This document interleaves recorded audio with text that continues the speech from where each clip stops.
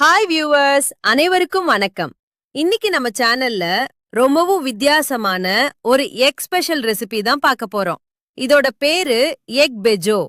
இந்த டிஷ்ல புளி, வரமிளகா, வறுபட்ட பூண்டுன்னு ஒவ்வொரு சுவையும் ஒரு தனி அனுபவமா இருக்கும். வாங்க இதோட தேவையான பொருட்களை பாத்துடலாம். 4 ஒனியோன் பொரிப்பதற்கு தேவையான அளவு, கார்லிக் பொரிப்பதற்கு தேவையான அளவு, ட்ரை ரெட் சில்லி வறுத்து இடிப்பதற்கு காரத்திற்கு ஏற்ப, டாமரிண்ட் கெட்டியான கரைசல், சால்ட் தண்ணீரில் கரைத்தது, ஆயில் பொரிக்க தேவையான அளவு, லெமன் ஜூஸ் தேவையான அளவு, காரிண்டர் லீவ்ஸ் அலங்கரிக்க கார்னிஷ். 3வது செய்முறை விளக்கம் மெத்தட். இப்போ இதை எப்படி செய்யறதுன்னு பார்க்கலாம். ஸ்டெப் 1. வேக வச்ச முட்டைகளை எடுத்து நடுவுல ஒரு காவாசி கீறி வச்சுக்கோங்க. ஸ்டெப் 2.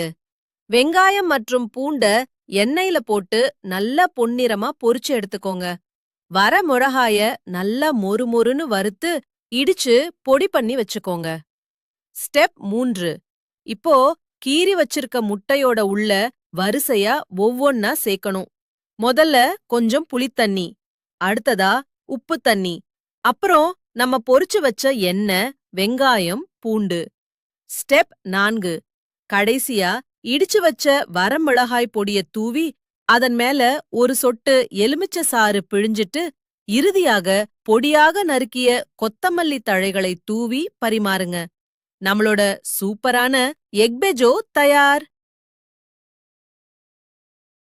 பார்க்கவே ரொம்ப கலர்ஃபுல்லாவும் சாப்பிட அவ்வளவு சுவையாவும் இருக்கும் இந்த எக் பெஜோ. அந்த கொத்தமல்லியோட வாசனையும் வர மிளகாயோட காரமும் சேரும்போது சுவை வேற லெவல்ல இருக்கும். இத நீங்க வீட்ல செஞ்சு பாருங்க. உங்க வீட்ல இருக்கிறவங்க கண்டிப்பா ஆச்சரியப்படுவாங்க. இந்த ரெசிபி உங்களுக்கு பிடிச்சிருந்ததுன்னா லைக் பண்ணுங்க, உங்க ஃப்ரெண்ட்ஸோட ஷேர் பண்ணுங்க. மறக்காம நம்ம சேனலுக்கு சப்ஸ்கிரைப் பண்ணுங்க. இன்னும் ஒரு சுவையான ரெசிபியோட அடுத்த வீடியோல உங்களை மீட் பண்றேன். பாய் வியூவர்ஸ்.